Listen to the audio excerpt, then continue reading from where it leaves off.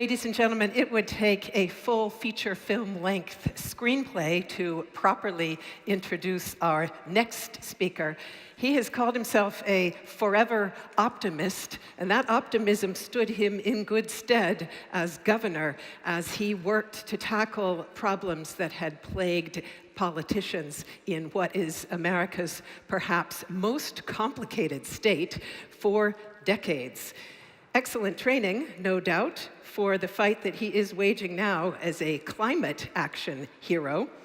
Notwithstanding his global commitments, his Austrian roots continue to run deep. And that's what we see now in this short film that was brought to Vienna by the governor of the region where the founder of R20 was born. Let's take a look.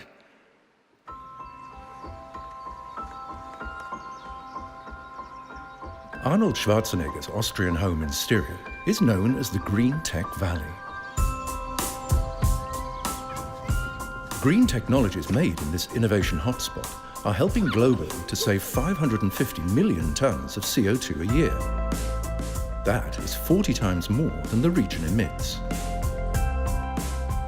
Together with Governor Hermann Schützenhofer, these innovators have planted 20 oak saplings, which are going to grow into strong, beautiful trees, symbolizing powerful climate protection. Just like the Austrian oak, Arnold Schwarzenegger found new roots in California. We need to think and act big for a sustainable future.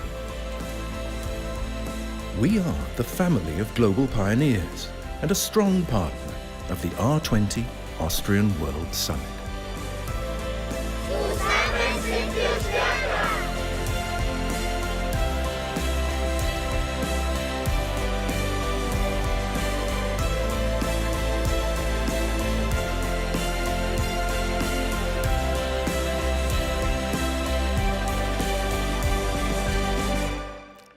So a very, very personal, regional greeting there for a leader who has put regions and cities at the very forefront of the fight against climate change. A warm welcome, if you would please, for Governor Arnold Schwarzenegger.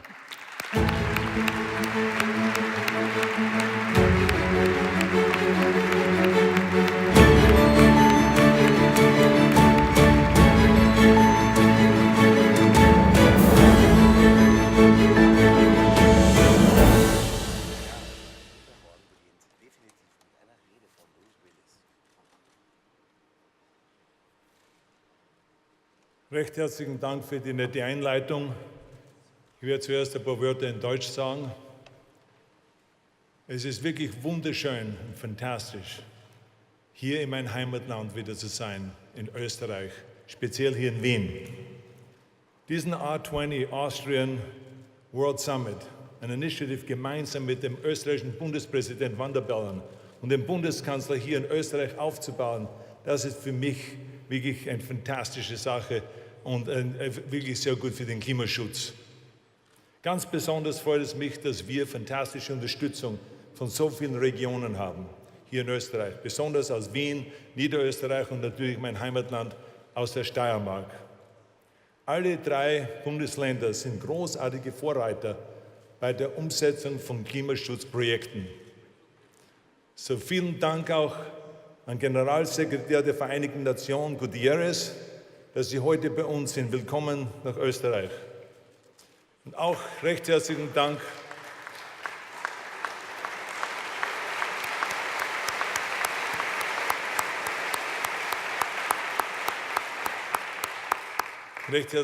auch an Prime Minister Rasmussen aus Dänemark und Prime Ministerin Hofburg aus Norwegen.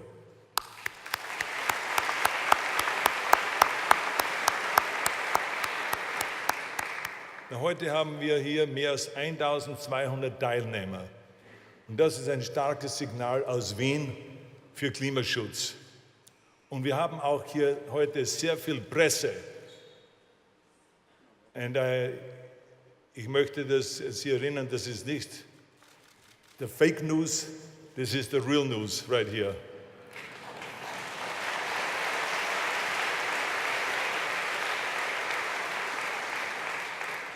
Jetzt ist restlich in Englisch. Thank you very much for the wonderful introduction. It's really wonderful to be back here in Austria, my home country, and to have this annual summit here. It is really unbelievable when you think about that. Just a few days ago, I was told that I cannot fly to Austria for this summit because of my heart surgery. But I knew that I'm going to make it because my will and my positive thinking, I always know that I can do it.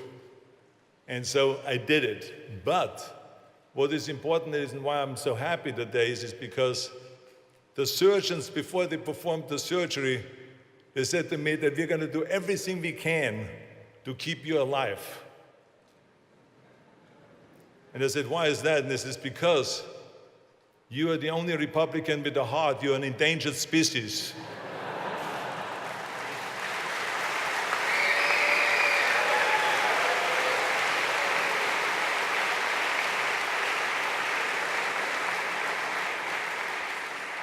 Anyway, that's what you always do when you start a speech. You warm up the crowd a little bit with a joke.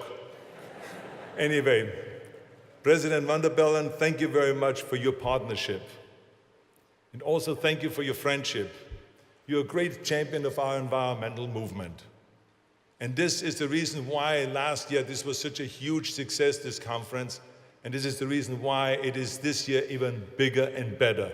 So thank you very much for your great partnership.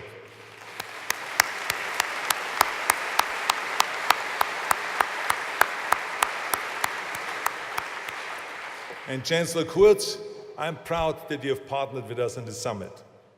You are proving to everyone around the world that the environment is not a political issue, that it's a people's issue, it's a health issue.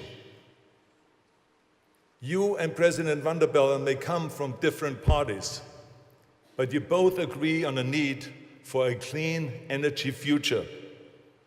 So thank you very much for that. A big hand for the Chancellor for being here today and partnering with us.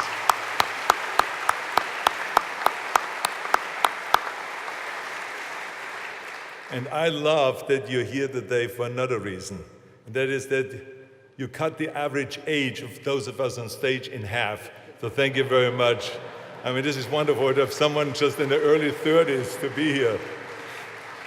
So thank you. And Secretary General Gutierrez, I want to thank you also for sending an incredible message here today by joining us. The United Nations has led the way in the battle for a pollution-free world for years. And I cannot thank you enough for your great leadership. You have jumped right in there where Ban Ki-moon left off, fighting for clean energy all over the world. So a big hand to our Secretary General.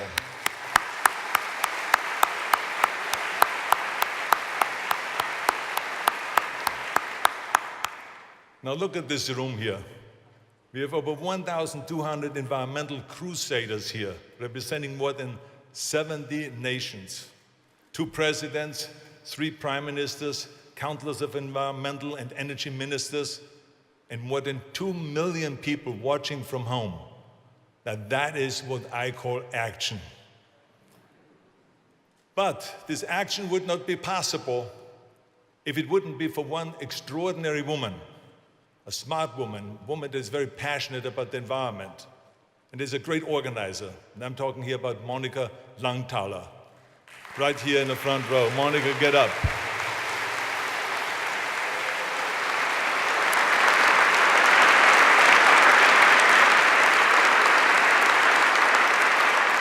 You and your team have worked throughout the year, every single day. I know the amount of phone calls I get from you, the amount of letters and emails and FaceTime and all this. So I know you're working every day on this. So you and your team should get a big round of applause. So let's give them another round of applause for the great work that you're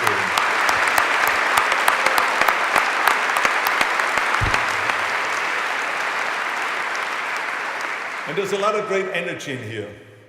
But despite the great energy here, too often at this summit, we make a big mistake by playing the victim.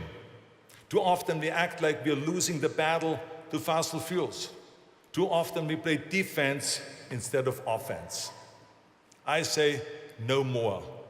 The day we go on the offensive, the day we say to the defenders of the old order, You cannot hide from the future.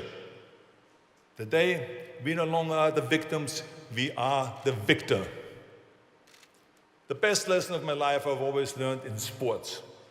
There's one thing I learned very quickly as a weightlifter, which was half of the battle is believing in yourself.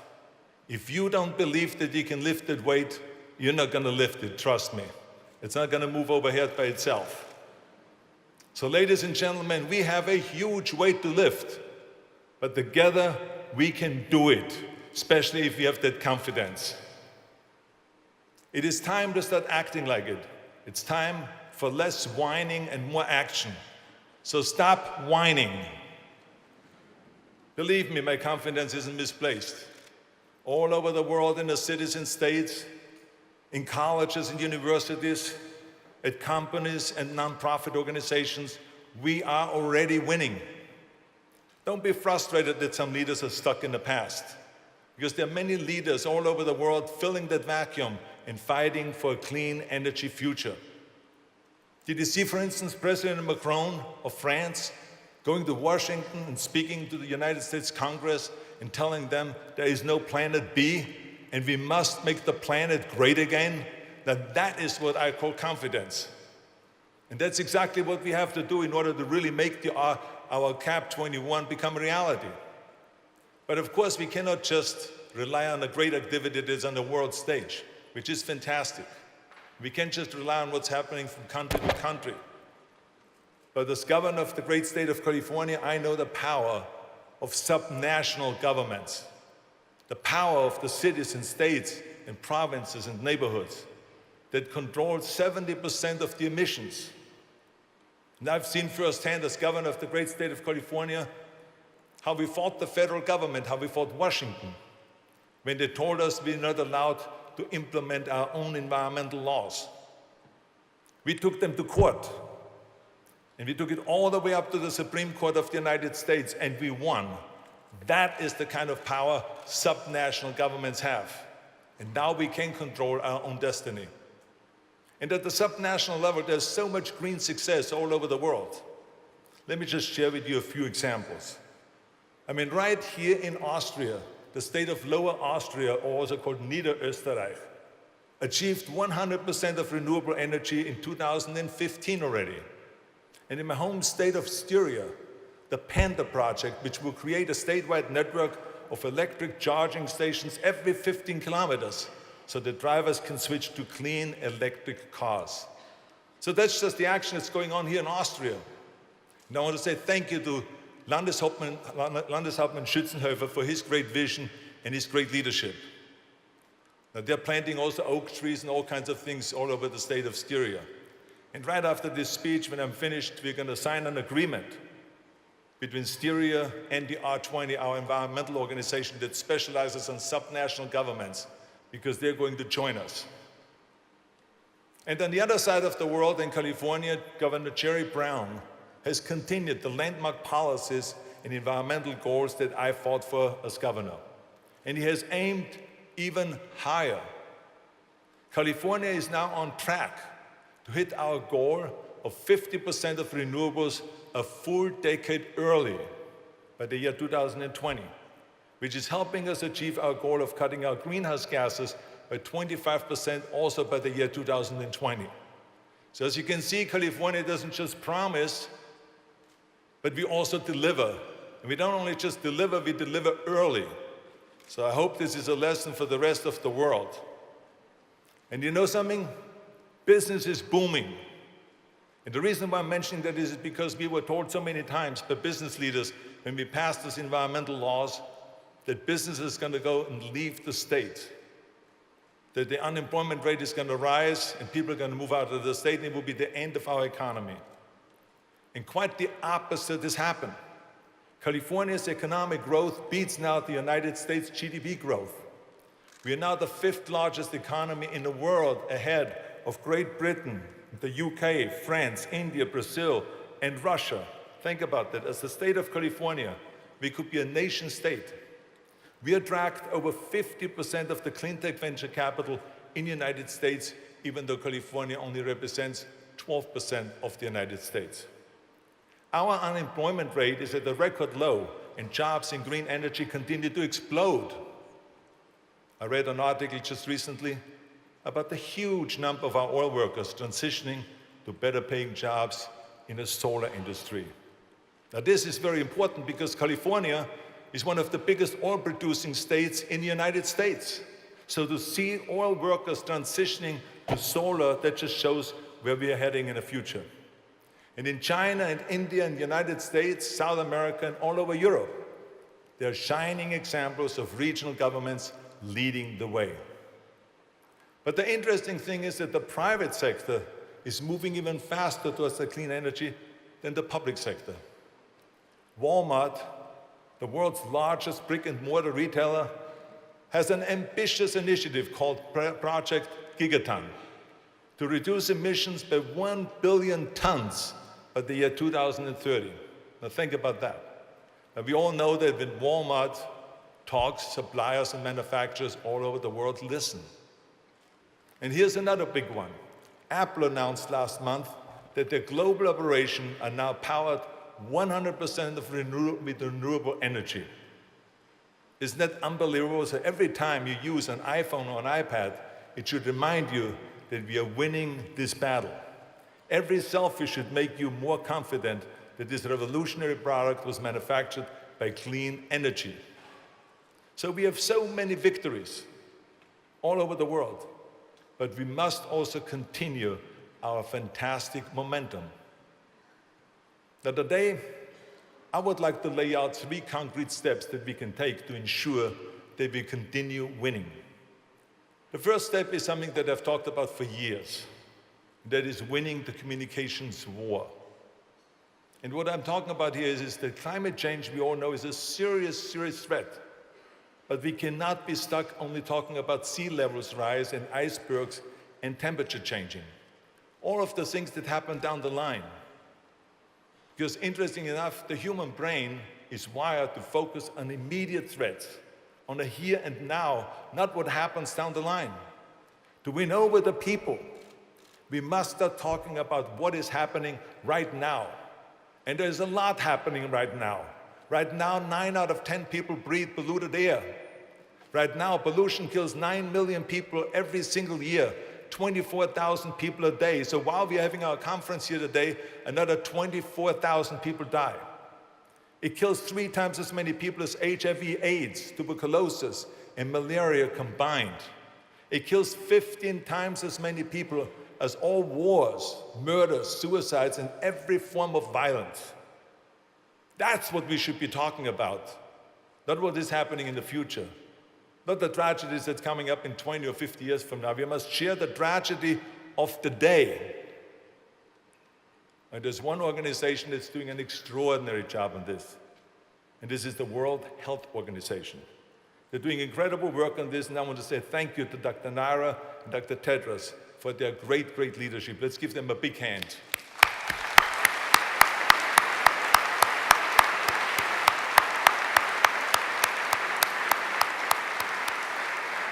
And we must continue to help them get this message out there. Now, the second step is sharing our ideas with each other. Around the world, different cities and states and countries have already tested and pioneered fantastic policies. We don't need to reinvent the wheel here. The blueprints are out there waiting to be copied.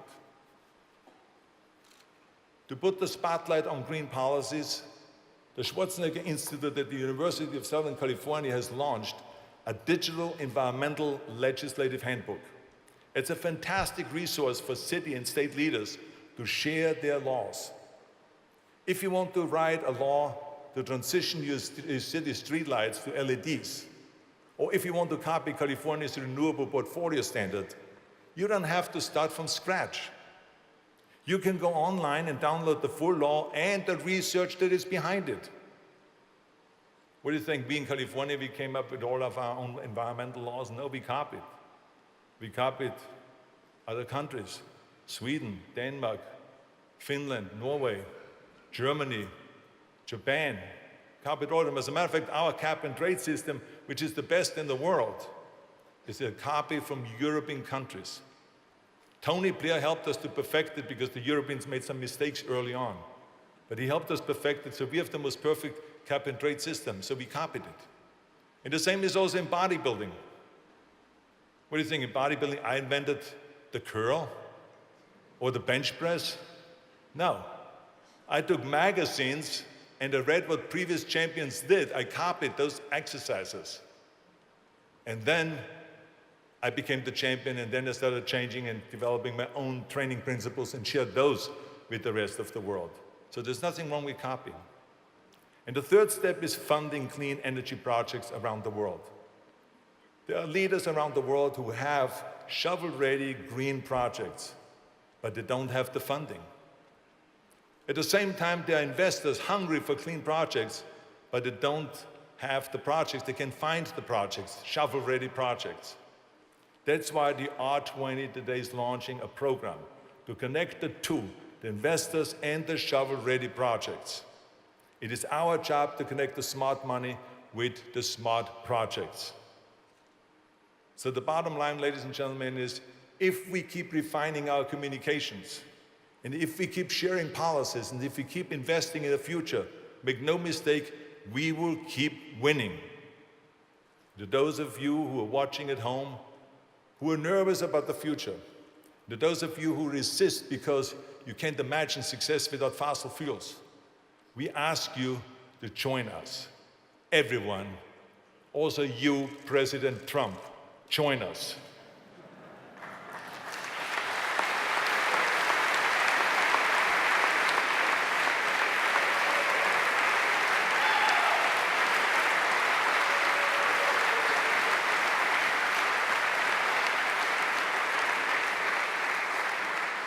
You said when you become president, you want to have so many victories that the American people will get sick and tired of winning. Well, if that's really what you want, then join us, because then you will have a lot of victories. We stand at one of the great turning points in human history. All of us gathered here today know which side of history we are on. So the question is, which side will you choose? The losing, polluting past, or the winning, clean future?